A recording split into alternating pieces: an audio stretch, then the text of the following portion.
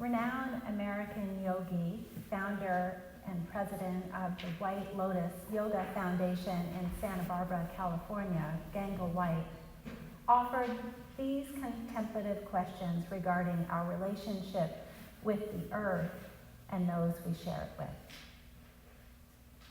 What if religion was each other? If our practice was our life?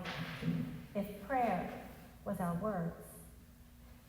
His line of questioning continued exploring aspects of religious experiences as he envisioned they aligned with natural elements. What if the temple was the earth, he asked? If forests were our church? If holy water, the rivers, lakes, and oceans? He pondered archetypal acquaintance with a given practice. What if meditation was our relationship? He wondered about the core of it all, the essence of meaning. What if love was the center of our being? His wonderings about this what if line of thinking sparked such curiosity in me.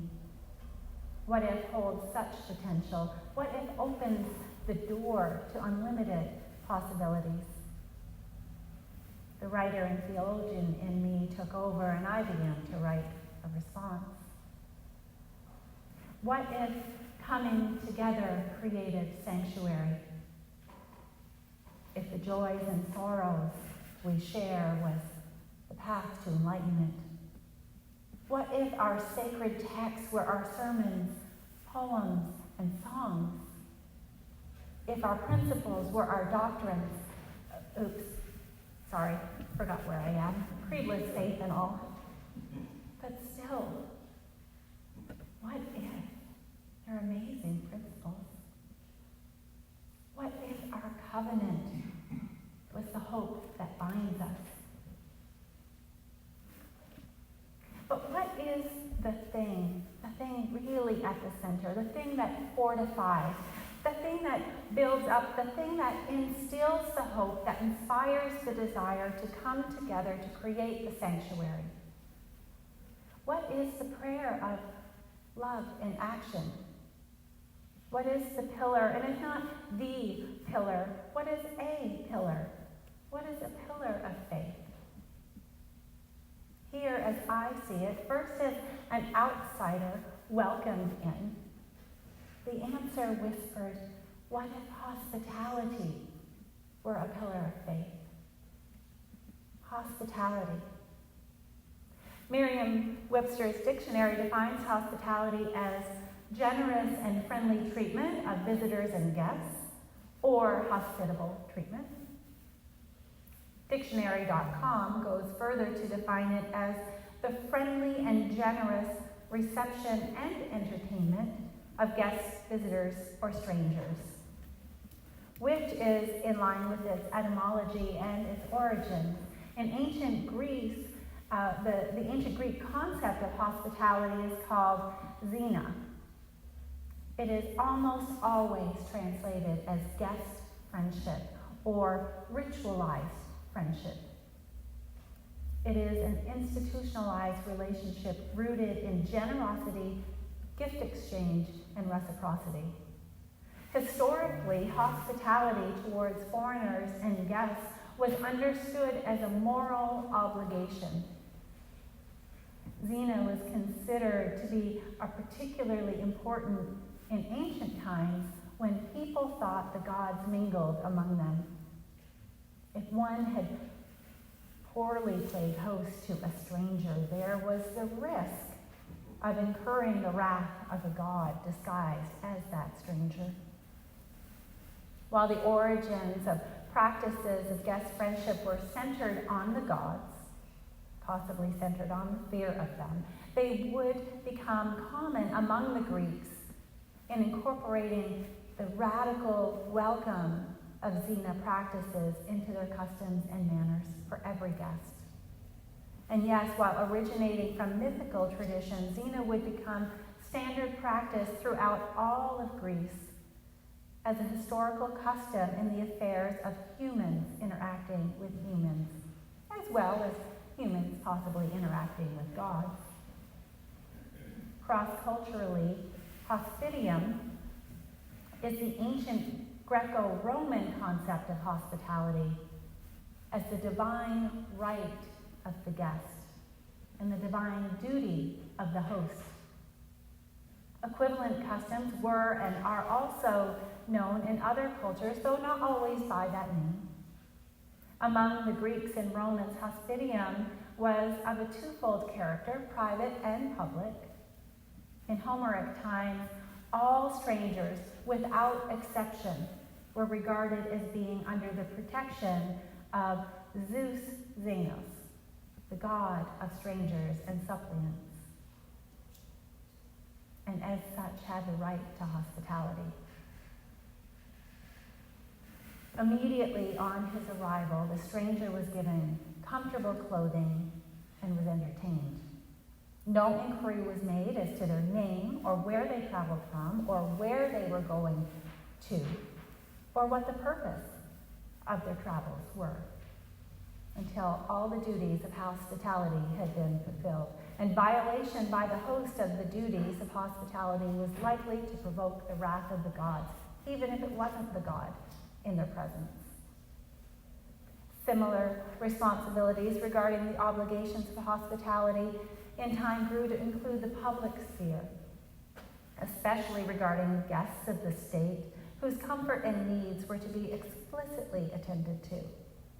This sentiment and perhaps superstition continued through the early Christian era. Hebrews 13, verse 1 and 2 says this: "Keep on loving one another as brothers and sisters. Do not forget to show hospitality to strangers, for by doing so, some may have shown hospitality to angels without knowing it." The gods and their emissaries still believe to walk among humans, the onus on the humans to treat all strangers as holy guests. When I first started thinking about this particular sermon, I thought about what hospitality was like in that era, that early Christian era. And I forgot to write it in, so I'm just going to say, back then, in the desert, they washed the feet of their guests, every single guest that came into their house. They washed their feet, and then they oiled them. And depending on the means of that household, the oil might have been very basic, or it could have been scented with some of the, frankincense and some of the wonderful items available of the day. And a large part of this purpose, especially the oiling of the feet, was really caretaking that guest as they continued on their journey. Yes, their feet were clean to come into their house. Take off your shoes. But putting the oil on the feet of their guests ensured that their feet would be taken care of through their next part of their journey. In the desert sand, they were wearing sandals, and it just was really, it would potentially keep dirt and sometimes bugs away, but it would safeguard their skin. So, in the Middle Ages, the ideal was extended, this ideal of hospitality, across Europe to refer to the building or complex of buildings attached to a monastery where pilgrims and other lesser guests could find hospitality or hospitium, including dormitory-based accommodations. And such accommodations can still be found throughout the world and even in the United States today. Many ashrams, monasteries, and temples of various faith traditions consider it an essential part of their mission to offer such hospitality to travelers as their honored guests. Saint Benedict wrote in his rule, "All guests who present themselves are to be welcomed as Christ. For him himself would say, for Christ would say, I was a stranger and you welcomed me in." And the core of His idea was that everyone who comes to the door of the monastery, and by extension to the door of our lives, the poor, the traveler, the curious, those of a different religion or social class or political inclination or education, should be welcomed in not just as an honored guest, but as a window to the sacred presence. Christine Valler's painter, monk and founder of the Abbey of the Arts, says this of that kind of hospitality. I began to see how we could apply this kind of hospitality to our very selves, to all of the elements about us that we fear and reject, the painful and dark feelings, our shadow side, the things we do and long for that we don't want anyone else to know about. I began to see this as a kind of radical hospitality of the soul, she says. And the word radical, it comes from the Latin word radix, meaning root.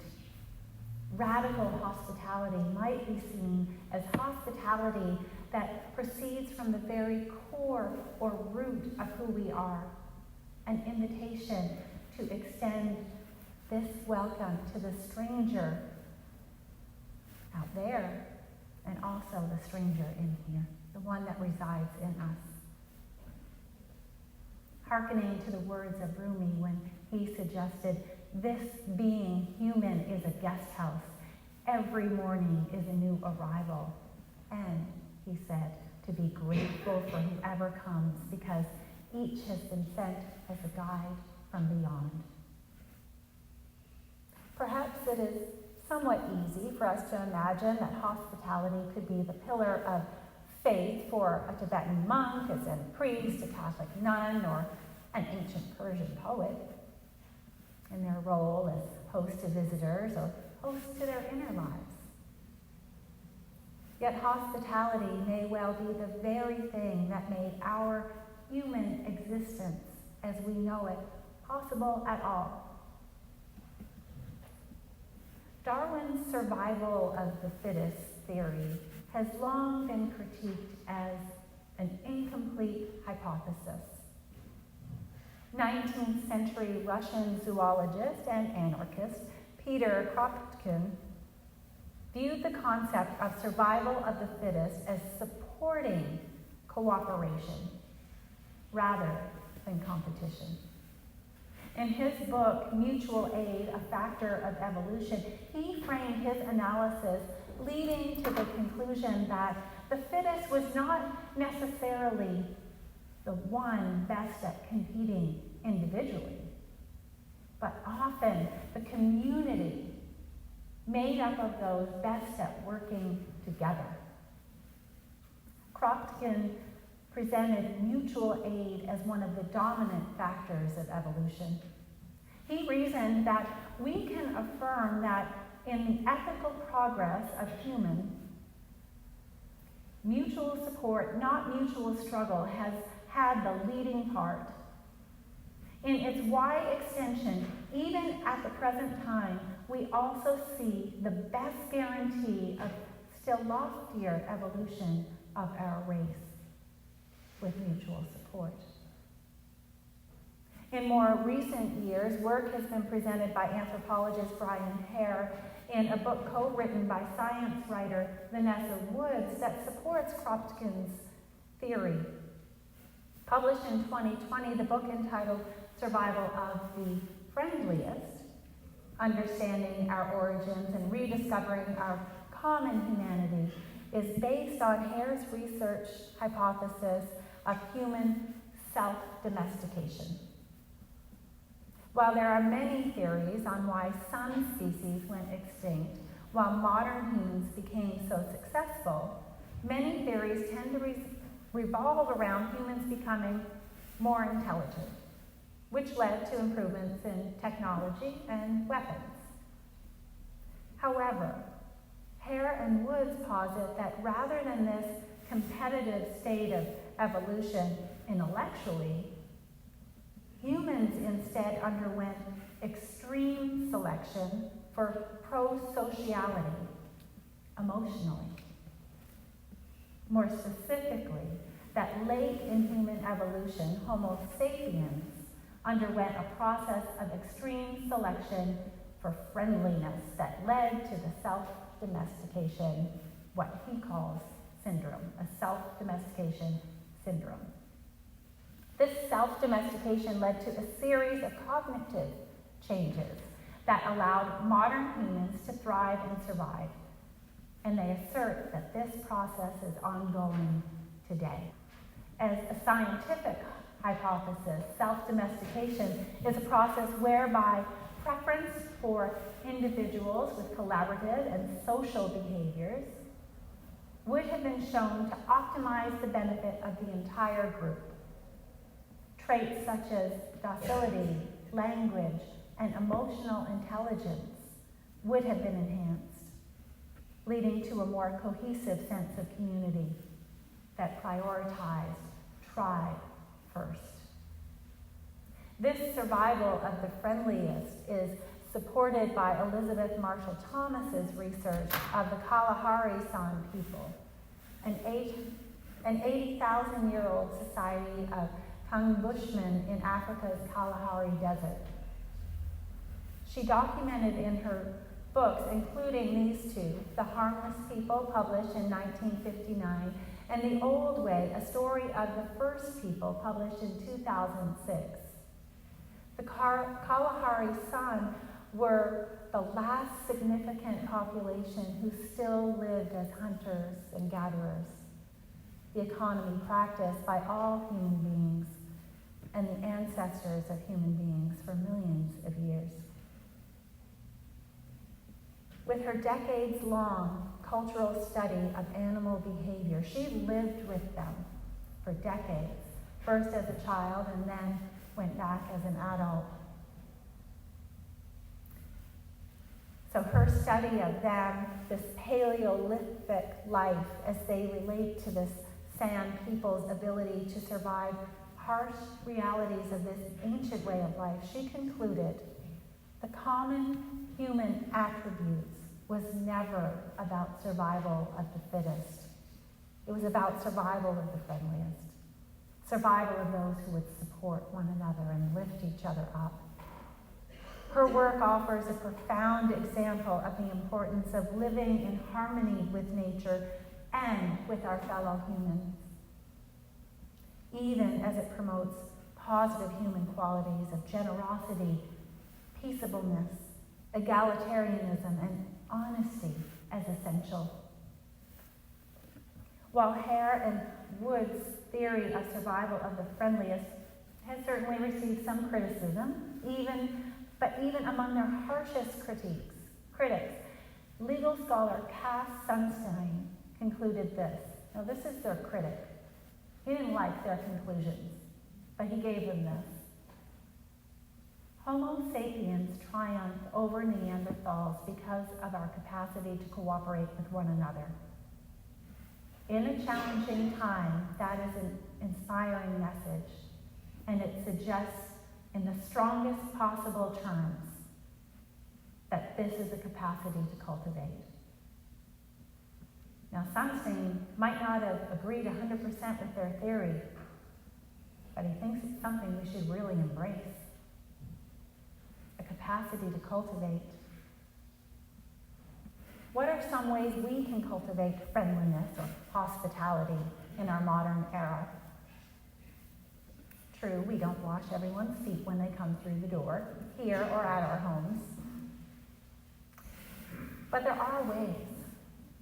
Reverend Victoria Weinstein would be among the first to instruct us in our modern day. Our welcome mat is our website, our church website. She says there are a few basic but critical things that should be very, very easy to find by everyone who visits your website. What your address is, what time your services are, what the upcoming themes for your services are, and how to contact you. Additionally, it is important that the language is easily accessible to to any newcomer. Said another way, use acronyms sparingly, and when you do use them, explain them. For instance, what would a newcomer do with this statement, which I found on another congregation's website? This year's UUA-GA-AIW theme will be discussed before OWL program led by DRE on Tuesday. I think might be a little bit hard for them to translate that first blush. Other things that are important to make your website and truly any material you produce to promote who you are, what you do, why you do it, and why others should join you, are to be courageous with your sharing of yourselves, telling your stories about why you are part of this congregation and what visitors can expect when they are here. Also, make it easy for people to give you money. Really. Make it easy for them to support the important work of your congregation, as is the role of the guest, in gratitude to the host. Let them get to know you at least a little bit by what you share with them on your website. This level of hospitality, extended online, builds in confidence that even more hospitality awaits them when they come here in person. And I have good news for you. Your front page on your website contains all of this and more. All of it. I printed off some of the elements here, but if you haven't been to your website or if you haven't been there recently, go visit it, please. You have your upcoming worship services with a link to attend. No one has to go searching for that. If it's 9:15 or 9:45 on a Sunday, or 9:55 on a Sunday, they just have to go to your front page and they're in. They're here. Additional weekly gatherings are listed. The evening sandwich program, ESP, is explained clearly with no questions asked, meals available to your community. No questions asked. Talk about hospitality. You also list additional resources that are outside of your congregation. That sharing of go to these other places that also are living into our mission, and it's our mission to share them with you. You have a link to the 7 principles, and when they click that link, they are blessed with one of the most personalized exhibits of the UU principles I have seen on a congregation's website ever. Various members generously explaining what that chosen principle that they are talking about means to them and what it could mean to that newcomer. The front page has a lovely invitation for newcomers to explore the site, which is very easily laid out, and to reach out if they have questions or for more information. And you have photos of your building inside and out. And you have throughout photos and videos of you participating in all the activities that you participate in and all the things that you would love for others to join you in participating in. Like, bravo. It's amazing. It's an amazing welcome. What hospitality you show on that welcome mat. Every page you list your address and contact information, including phone and email. Your website lets people know that they are indeed welcome and wanted here. So thank you for that. There is an African philosophy that supports collectivism over individualism called Ubuntu. Ubuntu emphasizes interconnectedness. It asserts that it is society itself that gives human beings their humanity. Society itself that gives human beings their humanity. It sometimes is translated as, I am because you are, or I am because we are. when we see ourselves as members of a collective that includes all people, it becomes easier to extend the kind of radical hospitality that can change the world. What if our religion was each other? If our practice was our life? If prayer was our words? What if the temple was the earth? If the forests were our church? If holy water, the rivers, lakes, and oceans? What if meditation was our relationships? If the teacher was life? If wisdom was self-knowledge? If love was the center of our being? What if coming together created sanctuary? If sharing joys and sorrows was the path to enlightenment? What if our sacred texts were our sermons, poems, and songs? And what if our principles were held high? And what if our covenant was the hope that binds us? And what if hospitality were the pillar of our faith? I believe it is. And may it ever be so.